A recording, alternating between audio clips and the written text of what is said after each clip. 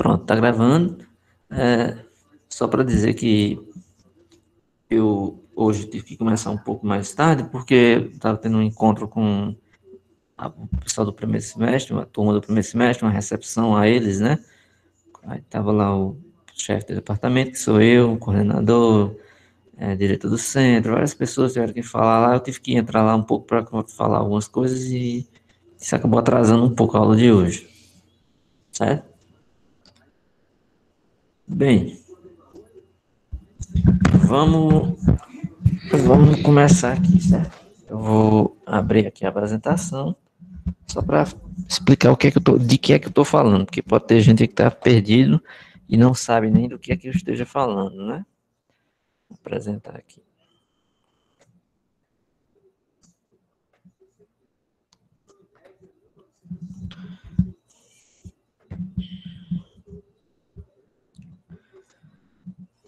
Aqui, eu vou colocar, vocês estão vendo aí, a nossa turma no Google Sala de Aula. Eu postei agora há pouco, né? Aqui em atividade eu coloquei um breve resumo da introdução do e-book. Esse resumo aqui, ó, ciência e conhecimento científico. É um resumo que no final da aula passada nós acabamos falando um pouco dele. Eu coloquei ele aqui, eu li alguma coisa e mostrei esse quadro. Vocês estão lembrados, né? Esse quadro aqui, ele falava do conhecimento popular, conhecimento filosófico, conhecimento religioso, conhecimento científico, e fazia uma comparação entre eles. Aí eu até disse, olha, nele, ele não fala dos quatro aqui embaixo, ele acaba fazendo um apanhado apenas de dois. Ó, conhecimento popular, conhecimento filosófico. Aqui, aliás, não é aqui. Aqui ele fala dos quatro, é no final. Deixa eu dizer aqui, pronto, é aqui. O método científico, na verdade, porque o método científico ele fala das etapas, dos métodos, mas ele acaba comparando apenas dois, certo? O que ele deve falar aí é só em relação ao método indutivo e o dedutivo, que no caso ele falava que eram cinco, se não me engano era quatro, era cinco. Mas aqui no final ele só menciona esses dois. Aí ele fala desses dois, e eu tinha dito, ó, ele não fala os outros. Aí o que fiquei de fazer, eu pedi que vocês lessem o e-book, que é esse aqui, que é o que a gente está usando mais como base, mas como perguntaram aí, né, alguns alunos também me perguntaram na sexta-feira qual era o livro, qual era a sessão. Ó, o capítulo 1, ele é a introdução, então por isso que eu falei que é o capítulo 2. Mas o capítulo 2 tem várias seções, 2.1, 2.2, 2.3, 2.4, certo? Eu pedi que vocês lessem aí. Deixa eu ver, acho que tem alguém pedindo para entrar.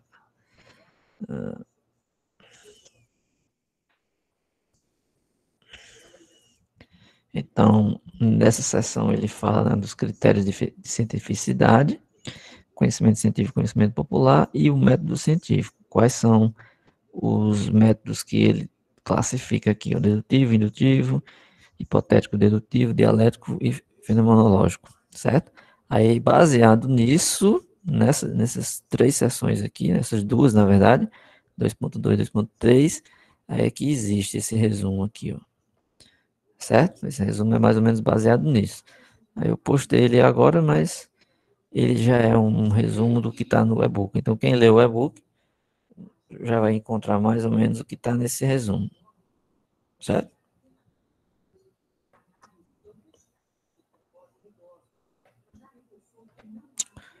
Ok. Mostrar aqui o e-book.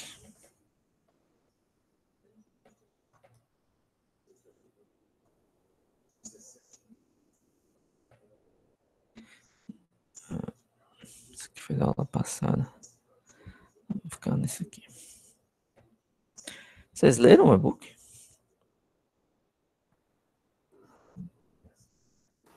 Sim, fiz uma leitura superficial, mas li até a página 39, que finaliza os métodos. Ele é subdividido nos métodos da abordagem e nos métodos de procedimento. Vai mais ou menos até a página 39, 40. Certo. Bem, eu tinha dito na aula passada que eu gostaria muito de que nessas aulas tivesse uma participação maior dos alunos, para não ficar tendo que estar expondo esses quadros e falando, assim, lendo, né? Então, seria mais útil que vocês ficassem falando um pouco, né? Explicando, ou resumindo, debatendo sobre o assunto. Eu acho que é até uma forma de que a gente pode ter aqui de fazer a avaliação, em vez de fazer uma prova, coisa do tipo, eu poderia avaliar ao longo do semestre quem são os alunos que estão participando dessas falas, né? Tipo, eu queria falar alguma coisa em relação à sessão tal, eu poderia apresentar, por exemplo, né? Aí eu já ia colocando essas notas ao longo do semestre. Não precisaria necessariamente a gente fazer um trabalho em si, assim, valendo uma nota, ou como se fosse uma prova, uma coisa assim. Até pode ser feita, mas o aluno que já estiver fazendo essas apresentações, já estiver mostrando ao longo das aulas, ele já vai estar garantindo ali a nota dele, né? Entendeu? Porque assim, por enquanto, nesse começo da disciplina, ela vai ser assim, teórica. Mas ela vai ser sempre assim? Não, não, não. Vai ter um momento aqui que nós vamos partir para a mão na prática, né? Mãos à obra. Vamos abrir o Word, vamos abrir o Overleaf, principalmente o Overleaf. Minha contribuição maior nesse curso, eu gostaria que fosse essa, ensinasse a vocês a usar o Overleaf, tá bom?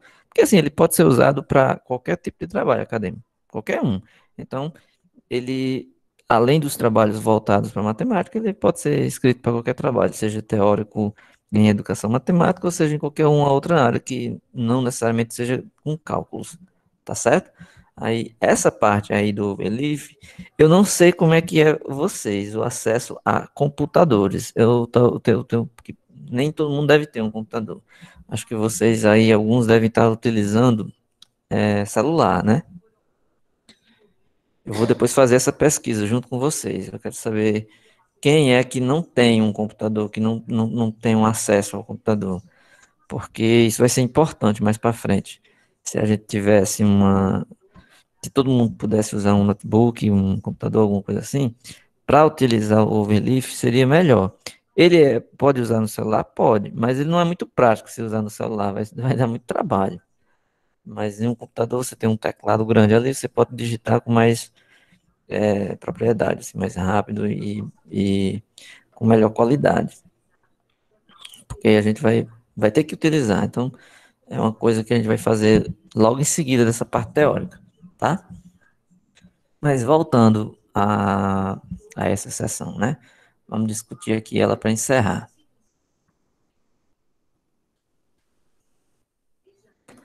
Bem, então, a gente discutiu na aula passada, demos até um exemplo, né? Nosso colega foi o Sérgio, né? Que falou de um exemplo que ele estava querendo fazer, de uma pesquisa sobre o conhecimento de pessoas que não tinham formação em matemática acadêmica, mas que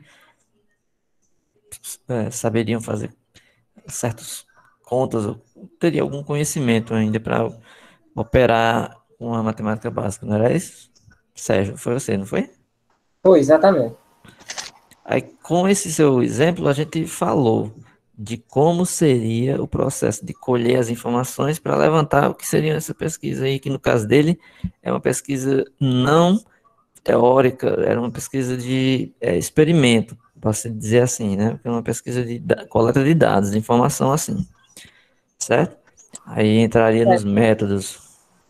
Nos métodos de procedimento. Aí eu estava dando uma olhadinha, eu não tinha esse conhecimento de antes, mas eu estava dando uma olhadinha pelo que eu li, e elas se encaixam, e aí eu queria saber do senhor se é verídico isso, pelo o indutivo, que ele parte da análise particular e vai para a generalização. Então, quando eu entrevistei 7 pessoas mais ou menos, então, a partir dali, com os dados, eu faço análise particular para tentar generalizar algo. Aí eu observei também que, pelos métodos de procedimento, possa ser que ela se encaixa no método comparativo, quando eu faço a comparação que mesmo não tendo estudo técnico, mas tem um conhecimento matemático e que se compara também, outro ponto aqui, estatístico, porque aí eu vou precisar, eu estava dando uma olhadinha, eu vou precisar organizar esses dados para que eu consiga fazer uma análise bem definida, para que não perca o sentido. Sim, entendi. Vai se encaixar aí do jeito que você está falando, né? Deixa eu só resumir rapidinho, aí depois, se você quiser, você pode até apresentar aí alguma coisa, se você quiser falar, porque na verdade eu gostaria bastante que vocês falassem, né, nesses encontros, né? Porque é uma disciplina que tem muita coisa teórica, principalmente nessa parte de leitura. Eu sugeri que vocês fizessem a leitura para vocês falarem, né? Então, não adianta eu pedir para vocês lerem e na aula só eu ficar falando. Então, seria interessante que vários de vocês expusessem algumas partes, é, algumas pequenas explicações ou pequenos comentários, ou que entendeu, coisas assim em relação a esses capítulos aí que a gente está vendo. Pelo menos nessa parte inicial agora, né? Por enquanto.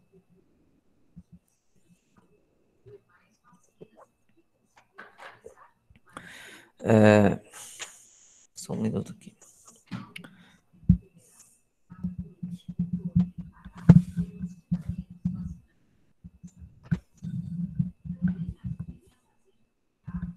Certo. Deixa eu voltar aqui para o PDF.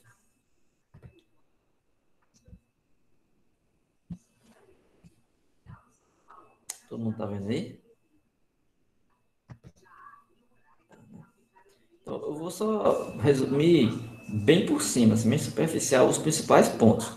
Eu vou partir da hipótese aqui, supor que vocês leiam. Aí eu vou pedir para alguns de vocês comentarem, tá bom? Se alguém não se habilitar, eu vou escolher. Quer dizer, fulano, ciclano, eu escolho aqui aleatoriamente. Peço que alguém comente, pelo menos o que eu falei, tá?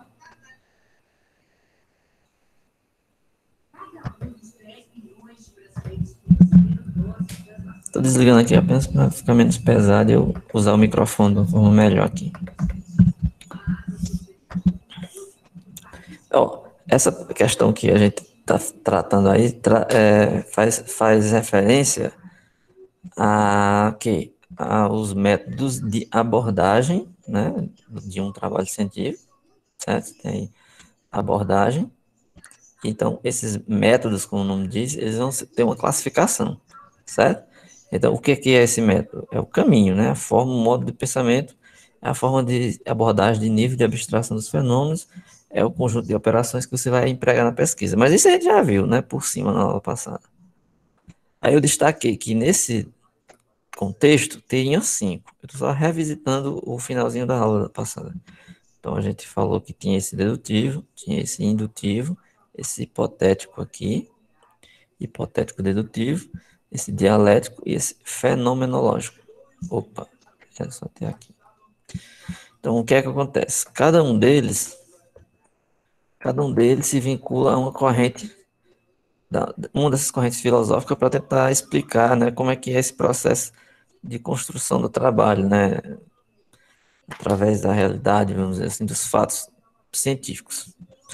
Então, esse método dedutivo, o que é que vai acontecer?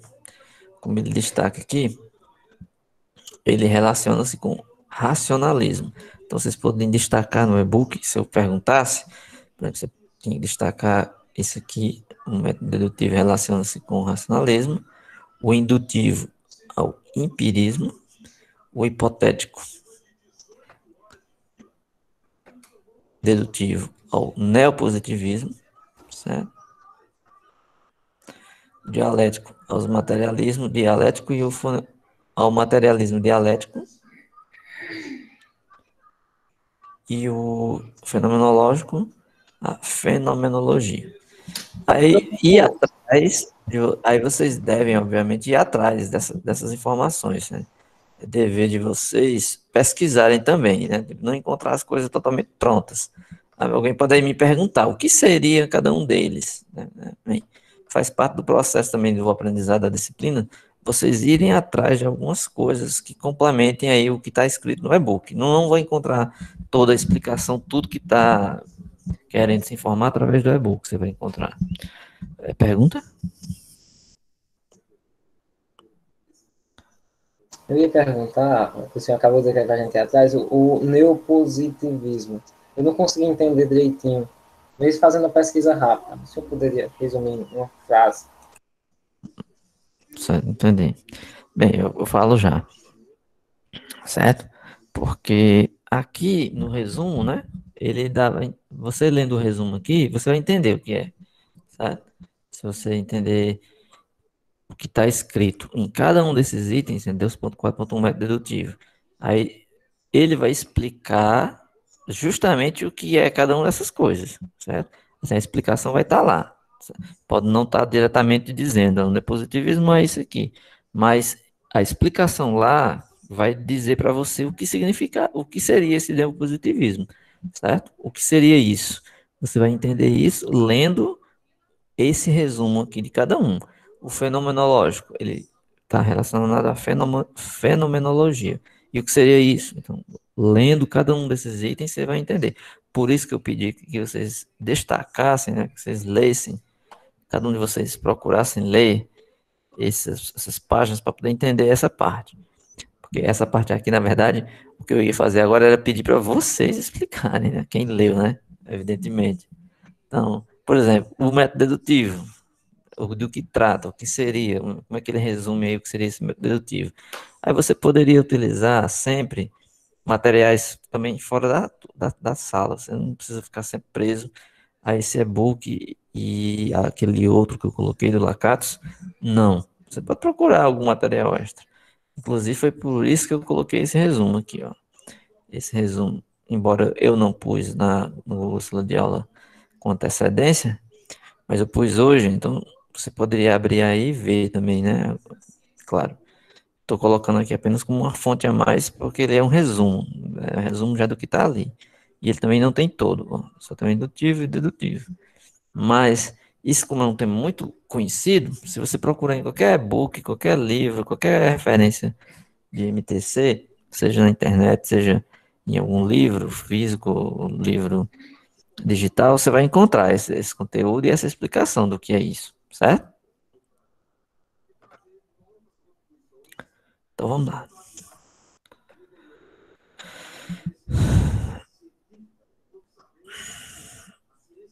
Nesse caso aqui, ó.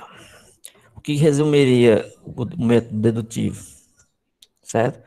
De acordo com o que ele classifica de clássico, né? Assim, o clássico, o entendimento clássico é aquele entendimento que é geral, né? Assim, que seria o mais divulgado, o que, pelo qual ele é mais conhecido.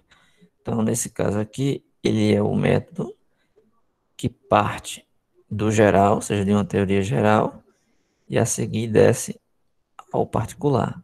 Ou seja, você pode pensar assim, você vai partir de um conhecimento já total, vamos dizer assim, geral, em relação àquele conteúdo, para recair depois nos casos particulares, certo? Então quer dizer que você vai chegar lá, mas através dos conhecimentos anteriores que você já tem como verdadeiros, né? Então você vai partir desses princípios reconhecidos como verdadeiros e chegar a essas conclusões de tal forma que você utiliza esses conhecimentos já, vamos dizer assim, padronizados, né, ou pelo menos já sustentados pela teoria já existente, para provar os casos particulares, os casos mais simples, certo? Então o que acontece? Aqui ele vai resumir rapidamente algumas coisas baseado em algumas correntes filosóficas, né, ou pelo menos de autores que têm alguma escrita em relação a isso, certo? Ele coloca aqui pelo método proposto pelos racionalistas René Descartes e Spinoza e Leibniz, ele pressupõe que só a razão é capaz de levar ao conhecimento verdadeiro. O raciocínio dedutivo tem o objetivo de explicar o conteúdo das premissas, por meio de um intermédio de uma cadeia de raciocínio. Então, por exemplo, aqui ele coloca um exemplo de raciocínio dedutivo. Então, é um raciocínio mais lógico, vamos dizer assim, certo? Se você chegar para resumir assim, olha, como eu resumiria esse conhecimento dedutivo? Aí você poderia associar isso a um raciocínio mais voltado para a lógica, né? Para o uso de uma coisa que é de conhecimento total, verdadeiro, para partir em um caso particular, para chegar a um caso particular, que é o exemplo que ele dá aqui, ó. Ele dá um exemplo. Ele coloca frases, todo homem é mortal, uma premissa maior, porque aqui é uma coisa de conhecimento geral maior, então aquilo que ele coloca lá, e ele vai concluir lá no final um caso particular. Pedro, que no caso é um homem, é a premissa menor, é mortal. Então ele chegou numa prova aqui, né, de um caso particular, através de um conhecimento pré-existente, já consagrado, né, conhecido, certo? Então, esse é um exemplo, tá? Claro que esse aí é um exemplo muito simples, não é um exemplo de um trabalho total, um trabalho grande, assim, né? Mas é só para se entender como é que funciona o raciocínio ou o pensamento dedutivo. Ou seja, se utiliza de conhecimento já anterior, né, de algo já fundamentado, para provar uma coisa específica, menor, vamos dizer assim, tá? Essa forma aí de pensamento é a que mais usa, não é? Tipo, sempre que você for fazer qualquer coisa, você vai usar o conhecimento que alguma outra pessoa já descobriu. Inclusive, isso aqui que a gente está estudando é porque alguém já descobriu e o senhor está usando aí e o senhor está passando para a gente. Isso aí acontece sempre, né? Involuntariamente, a não ser o primeiro cara que resolveu estudar aí, que ele não precisou desse tipo de conhecimento. Não sei nem se existe isso, né? É, o que acontece na maior parte do conhecimento científico é assim mesmo, né? É esse tipo de coisa. Mas lembra que a gente viu lá que o conhecimento, no geral, não científico, ele não é feito apenas da ciência, como um todo, né? Por isso que existem outras formas de se pensar, né? Mas se a gente pensar nos casos onde a gente está tratando, que é o que nos interessa, que é o científico, se encaixa nesse caso aí, em sua grande maioria.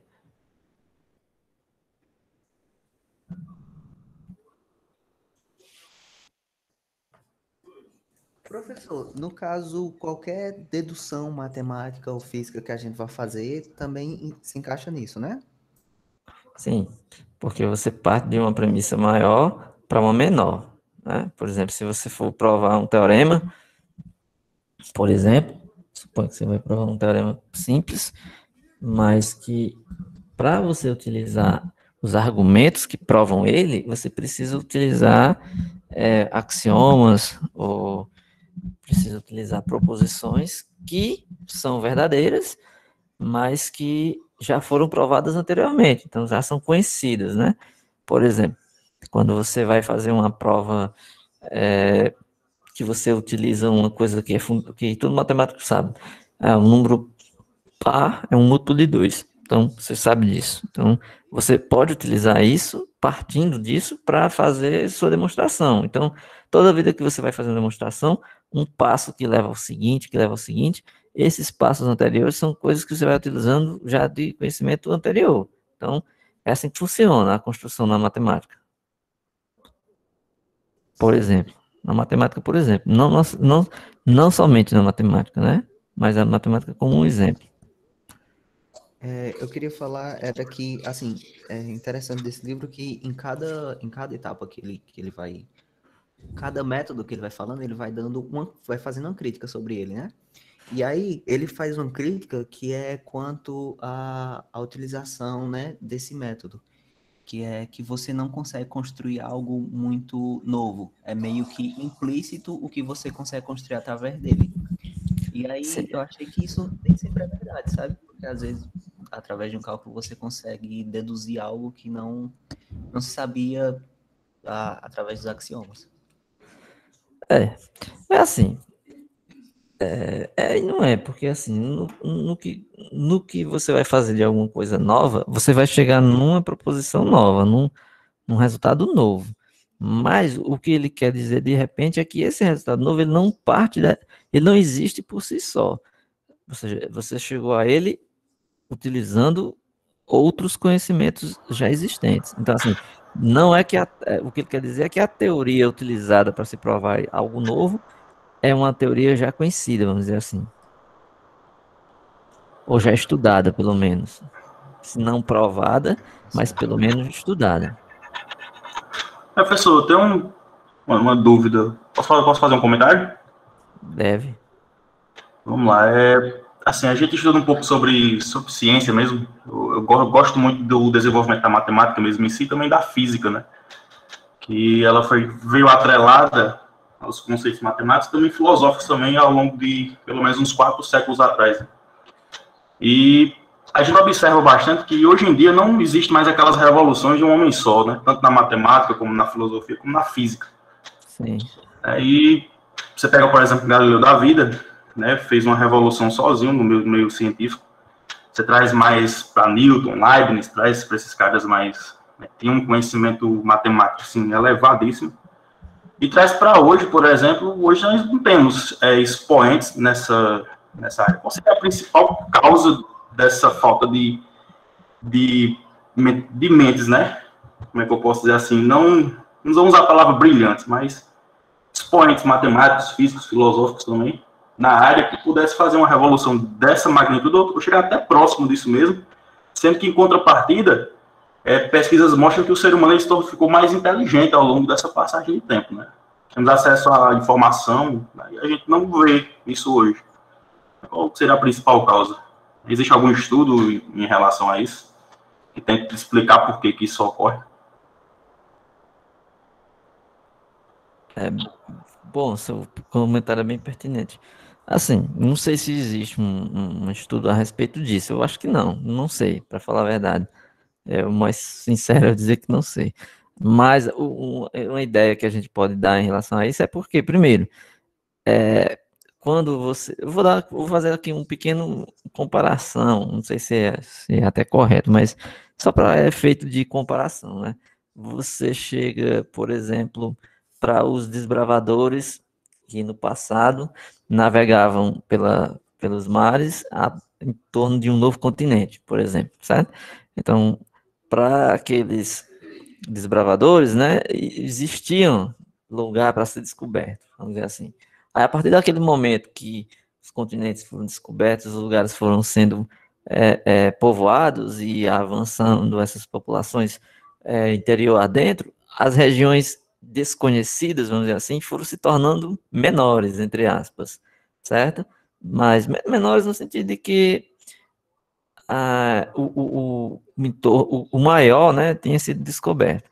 Então, o que eu queria comparar em relação a esse da matemática que você citou aí, da física, filosofia, isso, é que ao longo do tempo, né, essas correntes foram surgindo com certos filósofos, matemáticos, físicos aí, e eles foram dando suas contribuições e aumentando, vamos dizer assim, o leque do conhecimento descoberto, que foi se aprofundando ao longo de séculos, né? Então, o que acontece? Hoje em dia, ainda se estuda coisas de matemáticos, físicos, teóricos que descobriram coisas há um século atrás, há um século e pouco atrás. Por exemplo, se você olhar no final do século XIX, século XX, existia uma junção aí da geometria que se estudava antes, que era euclidiana, aí surgiu uma nova geometria que não era euclidiana, e essa geometria se chamou geometria riemanniana, né, com contribuição de Riemann. Aí, após isso, essa geometria ficou meio ali sem utilização, ou sem ou pelo menos sem, vamos dizer assim, uma aplicabilidade imediata, assim, mas na virada do século, Einstein, ele percebeu que as explicações para os fenômenos gravitacionais, aquela coisa que ele estava desenvolvendo ali em relação à teoria da gravidade, se encaixava ou se explicava com essa teoria nova aí, que era feita pelo Riemann, né, com essa geometria riemanniana, e surgiu aí a relatividade.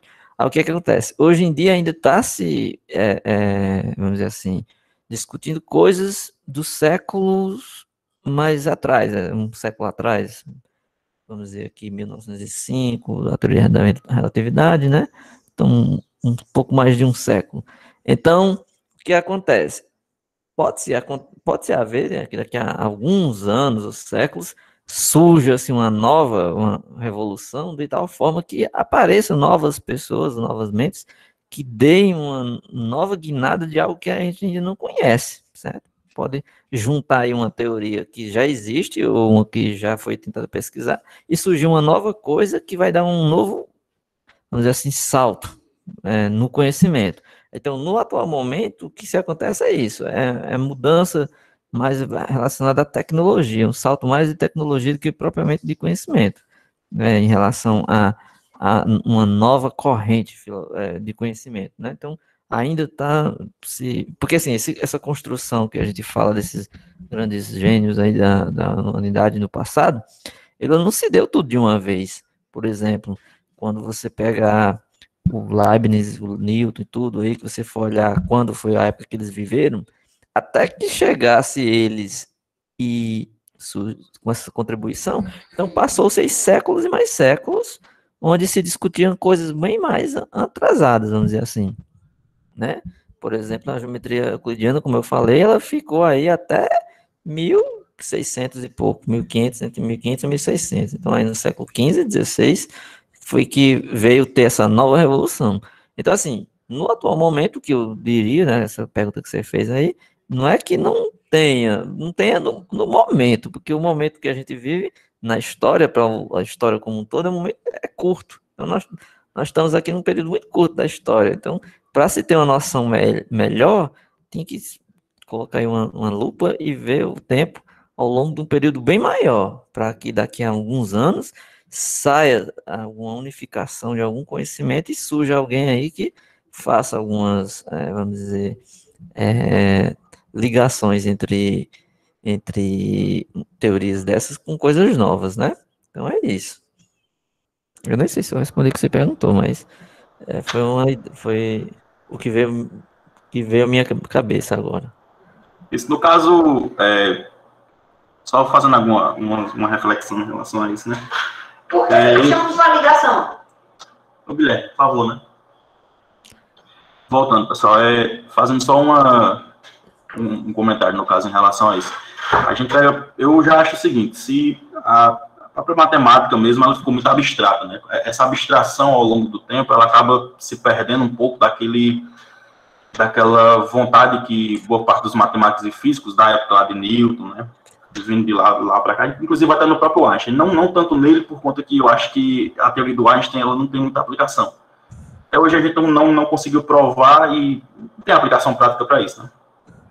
E se você pega, por exemplo, esse pessoal, eles se preocupavam em aplicar aquilo na vida real, né? Tem uma aplicação, no caso, na mecânica de Newton, no caso, né? O cálculo diferencial integral tinha uma aplicação, né? Tinha uma motivação, assim, de cara, né?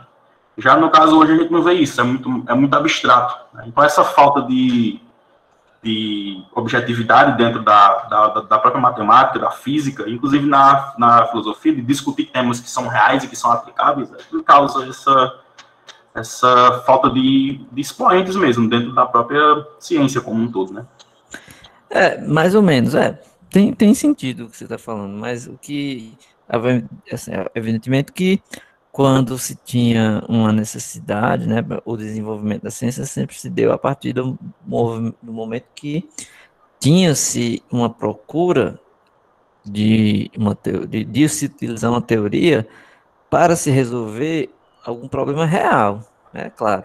Por exemplo, na antiguidade, quando se utilizavam, exemplo, na Grécia, né, que você tem muitos resultados que a gente conhece, que a gente usa da geometria euclidiana, muitos foram pensados em problemas da vida real, práticos, certo? Claro, a partir do momento que a matemática se torna muito teórica, ou então ela se aprofunda bastante nessa parte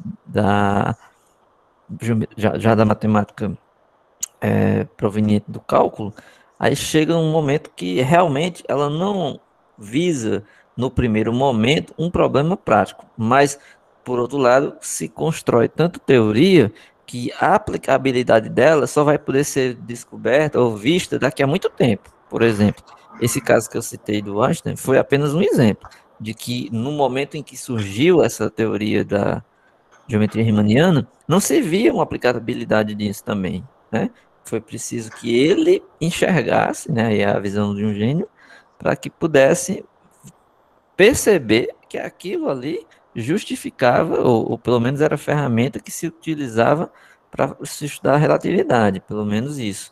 Então, assim, o que se faz hoje, muita disso, né? Muita teoria que é feita hoje na matemática você pode entrar em vários sites, encontrar vários artigos e pensar, poxa, esse artigo não vai servir para nada. No momento, né? Até que surja aí, vamos dizer assim, áreas com novas, vamos dizer assim, problemas onde se vai buscar, mas isso é necessário, né? Porque suponha-se que em algum momento surge algum problema que alguém precise resolver, mas se aquela teoria já foi desenvolvida, então dentro dela vai ter as respostas para essas perguntas que podem surgir mais adiante.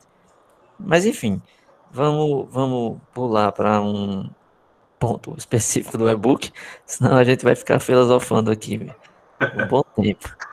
Tá ok. Mas foi boa essa discussão, assim, na verdade eu queria até que as aulas fossem assim, né? Que os alunos ficassem dando as suas opiniões aí e a respeito do livro, né? Porque vão levantando discussão na turma, né? Que é o que importa nesse momento. Obrigado por ouvir, professor. Nada. Bem, depois dessa nossa discussão aí sobre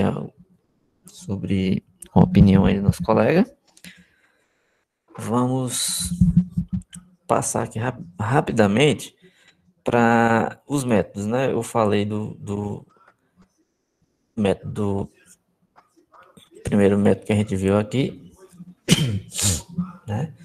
A gente resumiu muito por cima, né, do dedutivo, e que a gente se encaixa muito nesse método, né? Porque na análise matemática a gente já meio que conhecemos isso, né? É uma coisa mais do nosso meio. O método indutivo é o método responsável pela generalização. Perceba que ele é o contrário do outro, né? Assim, no sentido de que ele parte, né, de uma questão particular para uma ampla, certo? Tipo, nesse caso aqui, é você perceber um fenômeno no caso particular e partir para o geral, certo? Suponha um exemplo No aí que... caso, o caso da maçã de Newton, né? Que ele da Sim, gravidade. você está dando um bom exemplo. Talvez quando ele percebeu essa maçã aí, a maçã era um exemplo particular para uma coisa geral, né? Então, justificar por que os corpos não caem aí aleatoriamente pelo universo, né? Então, a partir disso também se faz, né? O conhecimento, né? Então, vai ter momento que você vai usar o método dedutivo, e em algum momento, mesmo dentro de uma só pesquisa, você pode fazer as duas coisas num trabalho Mas, só. assim, esse método, ele... Desculpa interromper, professor. Esse Falar. método, ele só serve para você começar uma teoria, né? No caso, você, depois da indução, você vai ter que dar um jeito de provar isso. Claro, Não é, tipo, claro. simplesmente o caso da maçã, a maçã caiu, o cara... Não. Ele teve que provar aquilo depois Exatamente. matematicamente. Não, exatamente. Se fosse assim, era muito bom, né? Se fosse só ter o exemplo, a maçã caiu, então quer dizer que tudo que tem por aí cai por conta da gravidade. Não. É só o pontapé inicial, vamos dizer assim. Ou seja, você partiu do princípio que você utiliza para um caso particular. Esse mesmo princípio tem que ser provado que vale para o caso geral. Agora, fazer a prova desse princípio é onde está. Aí é onde está toda a construção do conhecimento, né? Aí, Agora, para fazer essa prova, volta pro método passado, né? O dedutivo. Vai usar alguns conhecimentos que já são provados, né? Alguns conceitos já provados por outras pessoas de antes. Sim. Então, aí onde entra essa questão de utilizar o lógico, né? As premissas já conhecidas, utilizar o conhecimento já construído, para que nele você siga uma linha de raciocínio parte de um ponto A para passar para um ponto B, e desse B para o ponto C, e até chegar no que você quer provar. Mas tudo isso aí é uma construção. José, a prova por indução entra aí, né? Samuel, é isso aí. Quando a gente fala, por exemplo, todo mundo aqui nós estamos no 5º semestre, né? Todo mundo aqui fez lógica, conjuntos e funções. Inclusive, alguns alunos aqui fizeram comigo, né? Eu acho que Samuel, Henrique, né? Acho que o Sérgio, a Gilânia, alguns aqui de vocês, Gabriel, né? Acho que a maioria, uma boa parte aqui, Thaís, vários aqui de vocês fizeram disciplinas comigo lá na lógica conjunto de funções. Inclusive, eu até usei lá na disciplina esse exemplo aqui que eu falei aqui agora há pouco. Ó. Esse exemplo aqui a gente usou lá na lógica conjunto de funções. Eu me lembro dessa aula, né? Que eu usei esse exemplo. Lembram? Não sei se algum de vocês estava na aula, mas eu usei esse exemplo lá na lógica conjunto de funções. Por quê? Eu lembro. Porque lá em lógica conjunto de funções é uma boa disciplina para a gente dizer que ela é um exemplo de se utilizar o método dedutivo. Por quê? Porque lá a gente tenta ensinar para vocês como é que funcionam as demonstrações em matemática.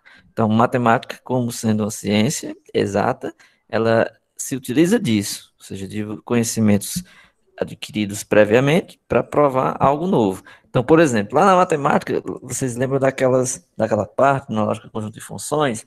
Acho que vocês devem lembrar que tem aqueles conectivos lá que a gente aprendia, né? Lembra? Os conectivos, tinha o conjunto A, tinha a proposição B, a proposição A e B, implica se P é verdadeiro e Q é verdadeiro, implica, a gente queria chegar lá numa demonstração. Você lembra dessa parte, né? Aí você partia de uma que era verdadeira, que implicava numa segunda, você conseguia provar que essa segunda vinha da primeira, essa segunda equivaleria a uma terceira e até chegava no que você queria. Eu acho que todos vocês devem lembrar disso, pelo menos se não lembram com detalhes, mas por cima devem lembrar que fizeram isso. Eu fiz isso mais de uma vez lá na sala. Então, como Samuel aí falou, né? Esse método dedutivo aí, ele é aquele método que a gente usa na matemática. A demonstração que nós usamos na matemática é um método dedutivo. Se eu colocar isso aqui agora na lousa, suponha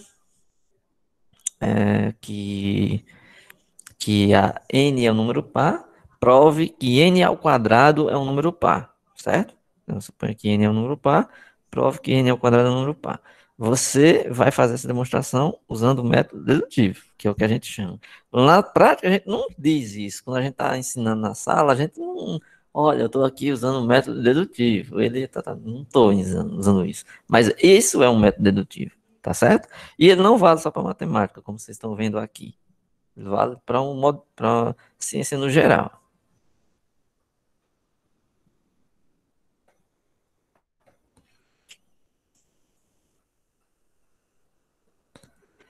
Tá claro? Ok. Hoje vocês estão pelo menos tentando falar, mas já me deixa mais satisfeito. Vamos ver esse exemplo do método indutivo. E eu vou ver se alguém aqui fala ou opina, pelo menos, no outro método. Como eu falei aqui, né? Então, você parte de um caso particular para uma generalização, certo? Então, aí você vai ver uma parte resumida, né? A indução é um processo mental por intermédio do qual, partindo de dados particulares, certo? Partindo de dados particulares, eu vou pedir para alguém dar um exemplo, certo?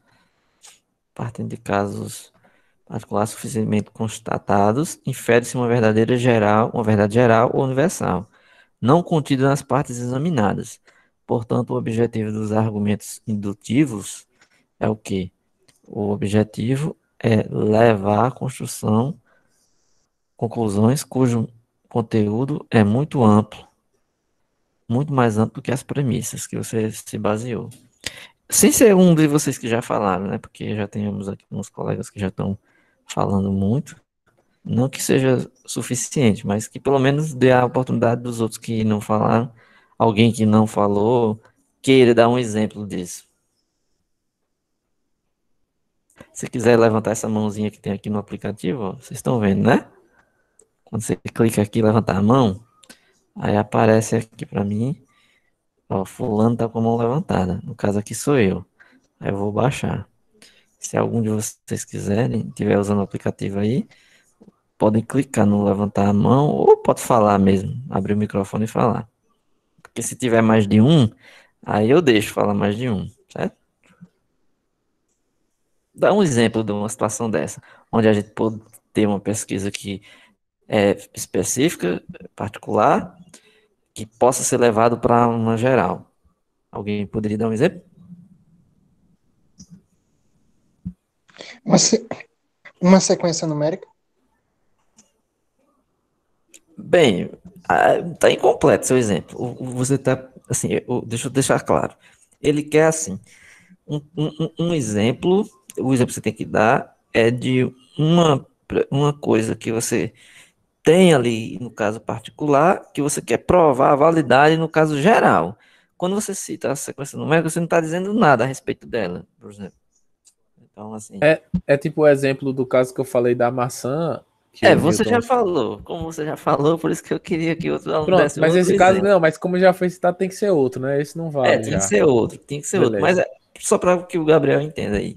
É mais ou menos isso que ele está falando. Sabe? Ele deu um exemplo da maçã lá do Newton, que foi onde ele viu um caso particular onde a gravidade estava acontecendo. Então,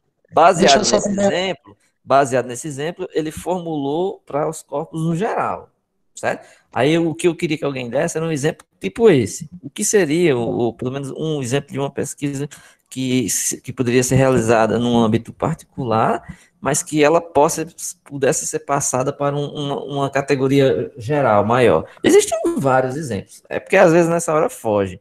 Mas pense um pouquinho aí, levante a mão e fale. Acho que eu fui cru demais. A questão da sequência numérica que eu tô falando, acho que é Peano que provou isso, sei lá. Supor, tem de 1 até 100. Eu quero contar a soma dos números naturais de 1 até 100. Aí não tem aquela forma da sequência numérica que você é provado desde o número 1. Aí depois que você prova o número 1, você derrubou, vamos aqui falar uma linguagem ilustrativa, o primeiro dado, a primeira peça do dominó. A partir que você derrubou 1, você já provou todos os outros, a partir do 1. Eu entendi. Entendi. É porque você deu um exemplo genérico, né? Esse é um exemplo, no caso, de eu acho que quer dizer que é aquele negócio da prova por indução, que você tem o que você quer provar e você prova aquilo para 1, aí depois para N, aí se vale para 1 e para N, vale para N mais 1, então vale para todos os números naturais. Mais ou menos isso mesmo. Porque quando você quer provar principalmente na matemática, isso é muito comum. Na teoria dos números, né? Você vê isso direto. Você quer Mas pessoal, é obrigatório ser perfeitamente para todos os elementos. Por exemplo, se prova para o exemplo que você está pedindo. Se prova para um grupo, ou então serve para todos? Ou pode ser estatístico? Não, pode ser estatístico, não precisa ser geral. Eu pedi um exemplo, não necessariamente nem da matemática, né? Pode ser um exemplo assim. Da biologia, por exemplo? Faz, um exemplo de um trabalho. Porque, assim, lembrando, nós estamos em metodologia de trabalho científico, por enquanto nós estamos falando disso de um modo geral, né? Então, abrange aqui a metodologia do trabalho científico, seja essa ciência matemática ou não. Então, por enquanto, não faço questão de que os exemplos sejam necessariamente de matemática. Mas, assim, só para terminar essa discussão, o exemplo que o Gabriel aí e o Samuel falar, que os dois, né, o Gabriel falou e o Samuel complementou, tá correto, né? Porque lá na matemática você faz isso. Você, por exemplo, matemática muito comum. Você pega uma expressãozinha ali, aí você percebe que aquela expressão vale para o primeiro número, valeu por 1. Aí você vai ver um outro número seguinte, suponha que seja uma expressão para os primos, por exemplo, números primos. Ímpares, na verdade, quem dizer ímpares. Aí você põe para o próximo número primo, aí você botou o 3 e viu que deu certo, o 3. Aí eita, eu vou colocar para o próximo, vou colocar para o 5. Aí você percebeu que deu certo, 5. Aí vou colocar agora para o 7, aí deu certo. Aí você, de repente, está percebendo que aquele padrão é verdadeiro. Mas aí você precisa provar o caso geral. Então, se você, no primeiro momento, você verificou, como é que a gente diz, né? Não é nem provar, você verificou que é verdade para os primeiros números ímpares, para aquele conjunto, mas aí você precisa provar, você precisa levar do caso particular para o caso geral. Aí você usa uma demonstração. Às vezes é indução, que é muito comum que seja indução, e às vezes uma recorrência, uma fórmula, uma coisa do tipo assim, uma prova de fórmula com recorrência, uma demonstração um pouco mais sofisticada, mas que você precise provar para o caso geral. Então, esse é um exemplo bem característico nosso, da matemática. Mas está válido aí esse exemplo. O Samuel e o Gabriel estão corretos. Agora, se alguém quiser, alguém aqui levantou a mão, é bom que eu vou conhecendo vocês, Francisco Danilo, pode falar. Fui eu. Queria perguntar, tipo, as ciências biológicas, elas são inteiramente baseadas nesse método, né? Porque, por exemplo, não se tem uma prova, como se é nas ciências exatas, que algo realmente é daquele jeito, né? No geral, no geral, essas ciências que são experimentais, né? Experimentais quer dizer que são ciências que se chega aos resultados através de experimentos, certo? Por exemplo, se você quer provar, deixa eu ver se eu formulo um exemplo aqui, né?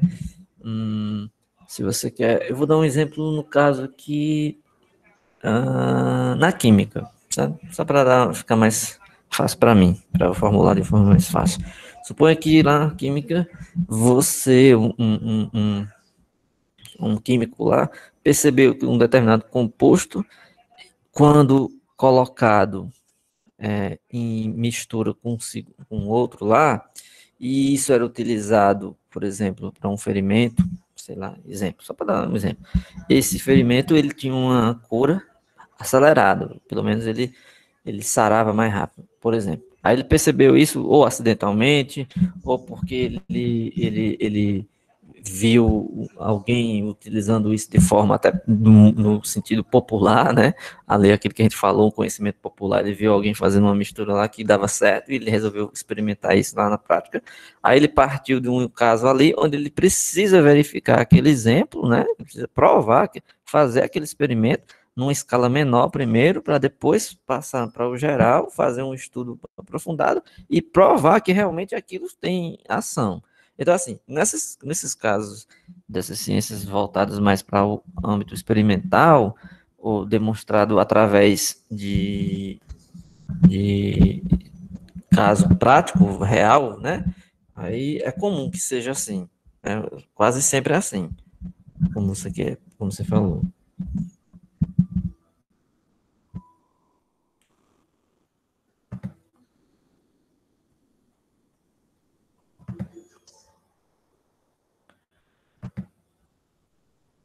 Então, assim, não é incomum. Aliás, é bem comum que esse caso pareça bastante. Ou seja, você quer provar, você partir de casos menores para os casos maiores. Isso é muito comum, certo? Muito comum. Licença. Eu acho que para fugir esse daí do nome, ele traz uma frase que é bem interessante, assim. Todos os cães têm um coração. A gente parte de um, supor, a gente abriu um cadáver de um cachorro. Aí viu que tem um coração. Logo, você pode generalizar que todos os cães têm cachorro, têm coração. Que é o que ele dá aqui a frase. Todos os cães têm um coração. Sim. Isso aí resume bem o que a gente está discutindo aqui, né? Em relação às conclusões, né? Você consegue, tá? Aqui nesse exemplo, né, para fechar o indutivo, né, o segundo exemplo que a gente está vendo, não fenomenológico, eu ia perguntar para alguém comentar o fenomenológico, mas deixa eu só mostrar essa frase final aqui, já que você falou de frase.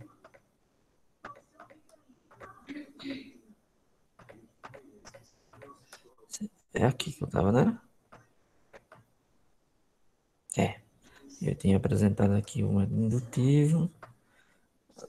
A gente tá devagar, né? A gente tem que andar mais rápido. Porque esse semestre é curto. Antônio é mortal, João é mortal, Paulo é mortal, Carlos é mortal. Ora, Antônio, João, Paulo e Carlos são homens, logo todos os homens são homens mortais. Esse é o exemplo como a gente tinha visto anteriormente, né? Eu queria passar aqui, o dedutivo ele faz essa comparação.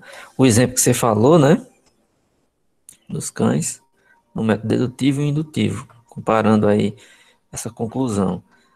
O quadro aqui tem as características de cada um deles, certo? E tem os seguintes, o método hipotético dedutivo. Alguém poderia falar sobre isso? Alguém leu isso?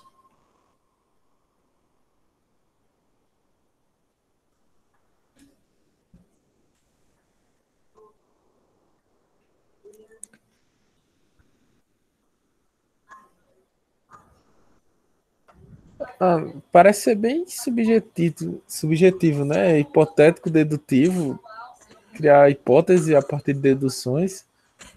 Eu É o não que, li, eu é não... o que sugere, mas assim, para você entender bem, você tem que ler, né? Porque assim, às vezes a gente lê uma coisa e baseado numa frase ou num nome, a gente já tira a conclusão. Isso não deve acontecer, né? Você tem que ver para ver o que é que ele coloca, né? O que é que ele coloca como isso, o que é que ele coloca como resultado, assim, o que é que ele diz em relação a isso, né?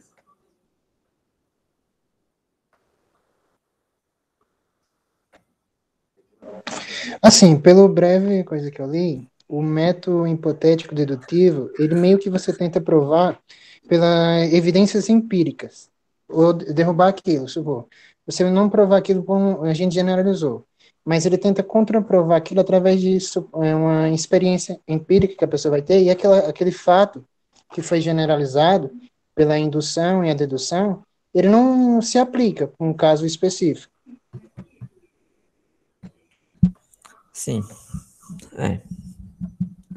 Alguém mais leu? Professor, eu lembro que no ensino médio, quando uma vez me falaram sobre o método científico, né? E aí me falaram justamente o passo a passo do hipotético dedutivo, né? Que é a observação, a hipótese, o teste, experimentação e a corroboração, né? Me falaram que era justamente isso. Certo. Mas você leu o texto aqui? Vocês Sim. leu, né? Aí do que você leu, você pode concluir que era isso mesmo? Sim, quer dizer, esse é um dos métodos científicos, né?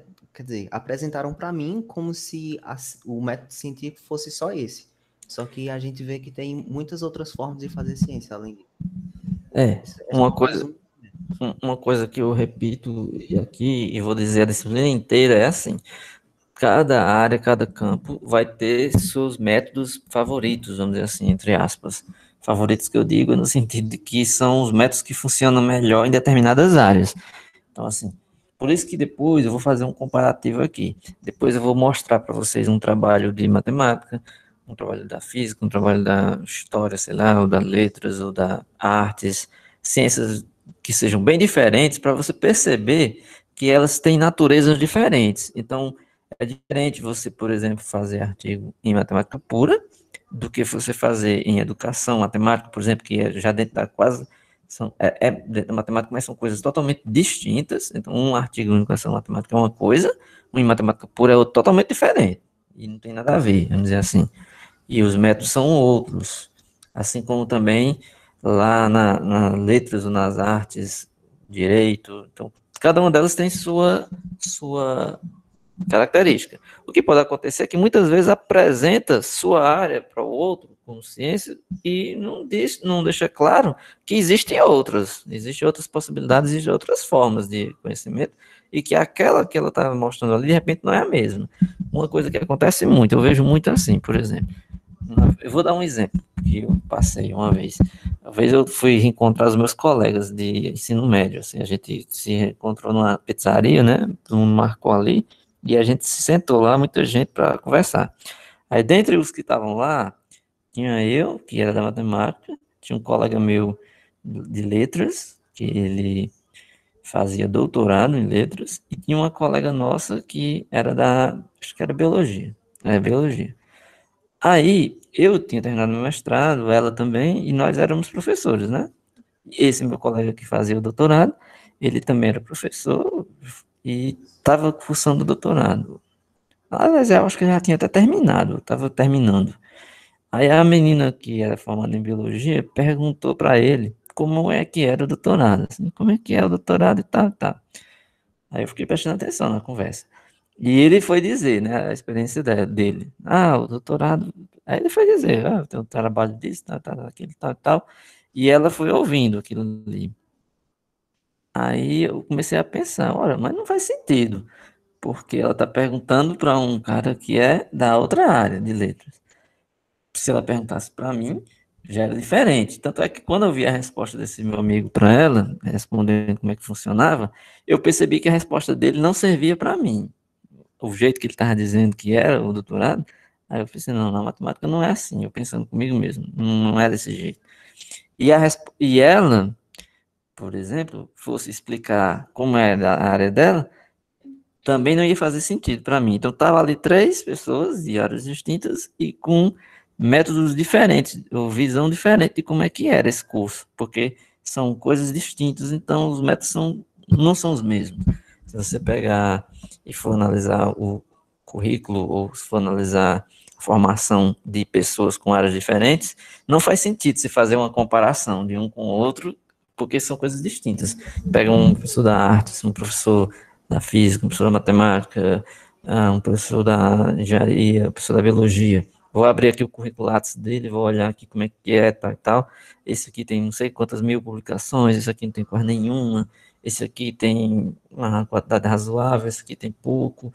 Não tem como você ficar comparando as áreas por esse lado. Você tem que fazer a comparação dentro das áreas, entendeu?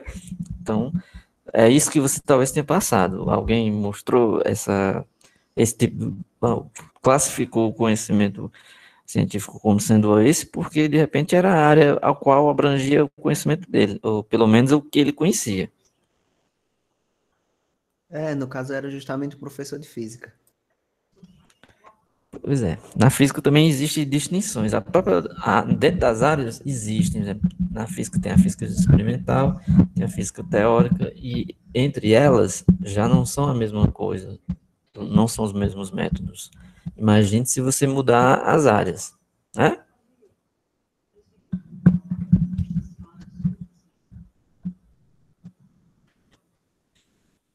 Bem, é isso.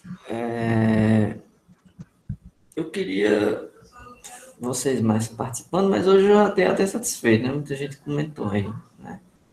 Eu estou pensando aqui em fazer alguma coisa que envolva grupos, né? Se vocês pensar aqui numa exposição, tipo apresentação, se vocês pudessem fazer o slide e apresentar. O que vocês acham?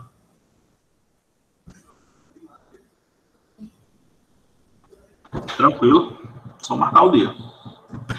Porque seria interessante, por exemplo, tendo ideia aqui, que a gente pegasse partes desse e-book para a gente andar mais rápido, dividisse entre equipes, certo?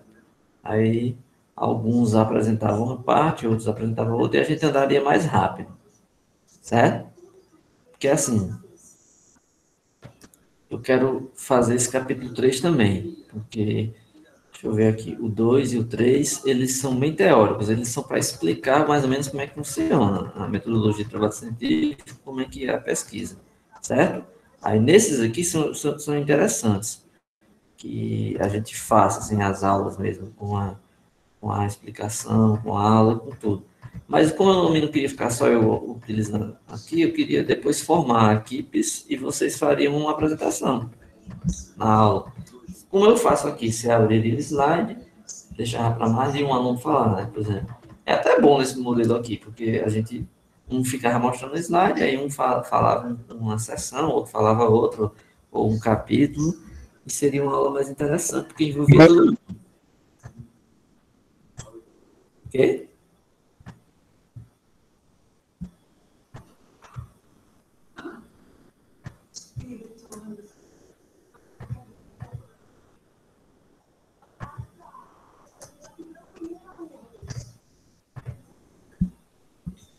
Pode ser, né? Mas, Pode. tá. Mas pode fazer essa divisão talvez para outra semana. Na aula de quinta, a gente ainda pode terminar esse capítulo 2, certo? Vamos terminar esse capítulo 2. Aí vamos fazer o seguinte, porque hoje eu tive que improvisar aqui, porque eu tive que falar com o pessoal do primeiro semestre. Então a gente poderia fazer assim, na quinta a gente termina o capítulo 2. Tá? E é esse aqui. Agora ele vai descrever umas coisas aqui, certo? Referente a referências. Eu não sei se eu falo dessa parte, acho que sim. O que vai acontecer são ainda uma discussão em cima dos métodos. Eu queria que vocês lessem aí esses métodos e que na próxima aula a gente deixasse vocês explicando, assim, pelo menos dando ideias. E uma sugestão que eu dou é que Esse vocês 2.4.2, né? A partir desse, né? e vocês pensassem em exemplos. Seria um bom exercício. Vocês, quando analisassem esses métodos, vocês pudessem pegar um exemplo de cada um deles. Tá? Vou formular aqui um exemplo que eu acho que se encaixa. Tá? A gente não discutiu o método fenomenológico, mas a gente pode continuar a aula a partir dele, na próxima aula. Eu posso falar rapidamente, ou alguém complementa, se for o caso, e daí a gente passa para vocês darem exemplos de métodos, de procedimentos, meios técnicos de investigação, coisas desse tipo, tá? Tá certo. Beleza, professor. Pois fica aí. Assim, eu acho que nem precisa postar lá como atividade, porque tá todo mundo aqui. Quem não tá, a gente pode ir só no grupo mesmo do WhatsApp escrever que ficou essa atividade. Para não ficar contaminando, enchendo o sala de aula só com um aviso, né? Talvez Mas é bom pelo menos passar lá no WhatsApp e deixar registrado, porque tem as atividades das outras cadeiras, aí pode ser que Certo. vai esquecer outras, mas é bom Pois deixar eu lá vou no até WhatsApp. escrever aqui. Eu vou escrever primeiro aqui no. Aí realmente fica poluído, mas deixar lá no WhatsApp pelo menos já fica legal. Mas ler a sessão. Essa sessão era qual? Era 2.4.2, certo? 2.4.2. Sessão 2.4.2 do e-book. Discussão na aula do dia 18, né?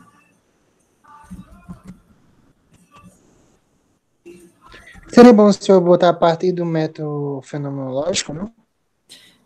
Assim, não necessariamente. Pode ser, mas é porque como isso era para a aula de hoje, eu meio que só vou complementar o que a gente estava falando hoje. Aí pode ser que eu mesmo fale. Entendeu? Mas nos outros eu acharia melhor que vocês discutissem e dessem exemplos. Certo? Certo, certo. Pois ok, eu vou parar de gravar.